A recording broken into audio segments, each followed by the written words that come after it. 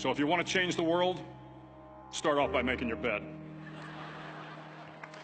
If you make your bed every morning, you will have accomplished the first task of the day. It will give you a small sense of pride, and it will encourage you to do another task, and another, and another. And by the end of the day, that one task completed will have turned into many tasks completed. Making your bed will also reinforce the fact that the little things in life matter. If you can't do the little things right, you'll never be able to do the big things right. And if by chance you have a miserable day, you will come home to a bed that is made, that you made. And a made bed gives you encouragement that tomorrow will be better. To pass SEAL training, there are a series of long swims that must be completed. One is the night swim. Before the swim, the instructors joyfully brief the students on all the species of sharks that inhabit the waters off San Clemente. They assure you, however, that no student has ever been eaten by a shark, at least not that they can remember. But you are also taught that if a shark begins to circle your position, stand your ground. Do not swim away. Do not act afraid. And if the shark, hungry for a midnight snack, darts towards you, then summons up all your strength and punch him in the snout, and he will turn and swim away. There are a lot of sharks in the world. If you hope to complete the swim, you will have to deal with them. So if you want to change the world, don't back down from the sharks. Over a few weeks of difficult training, my SEAL class, which started with 150 men, was down to just 42. There were now 6 boat crews of 7 men each. I was in the boat with the tall guys, but the best boat crew we had was made up of the little guys, the Munchkin crew, we called them. No one was over 5'5". The Munchkin boat crew had 1 American Indian, 1 African American, 1 Polish American, 1 Greek American, 1 Italian American, and 2 tough kids from the Midwest. They out-paddled, outran, and outswam all the other boat crews. The big men in the other boat crews would always make good-natured fun of the tiny little flippers the Munchkins put on their tiny little feet prior to every swim. But somehow these little guys from every corner of the nation and the world always had the last laugh, swimming faster than everyone and reaching the shore long before the rest of us.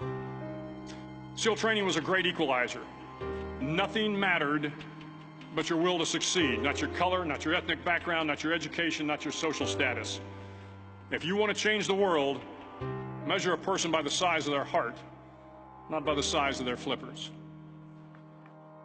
The 9th week of training is referred to as Hell Week. It is 6 days of no sleep, constant physical and mental harassment, and 1 special day at the Mud Flats. The Mud Flats are an area between San Diego and Tijuana where the water runs off and creates the Tijuana Sloughs, a swampy patch of terrain where the mud will engulf you. It is on Wednesday of Hell Week that you paddle down to the Mud Flats and spend the next 15 hours trying to survive this freezing cold, the howling wind, and the incessant pressure to quit from the instructors. As the sun began to set that Wednesday evening, my training class, having committed some egregious infraction of the rules, was ordered into the mud. The mud consumed each man till there was nothing visible but our heads. The instructors told us we could leave the mud if only 5 men would quit. Only 5 men, just 5 men, and we could get out of the oppressive cold. Looking around the mud flat, it was apparent that some students were about to give up. It was still over 8 hours till the sun came up. 8 more hours of bone-chilling cold. The chattering teeth and the shivering moans of the trainees were so loud, it was hard to hear anything. And then one voice began to echo through the night. One voice raised in song. The song was terribly out of tune, but sung with great enthusiasm. One voice became 2, and 2 became 3, and before long, everyone in the class was singing.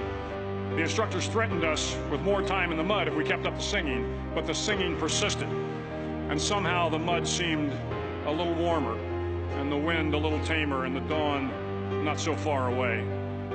If I have learned anything in my time traveling the world, it is the power of hope.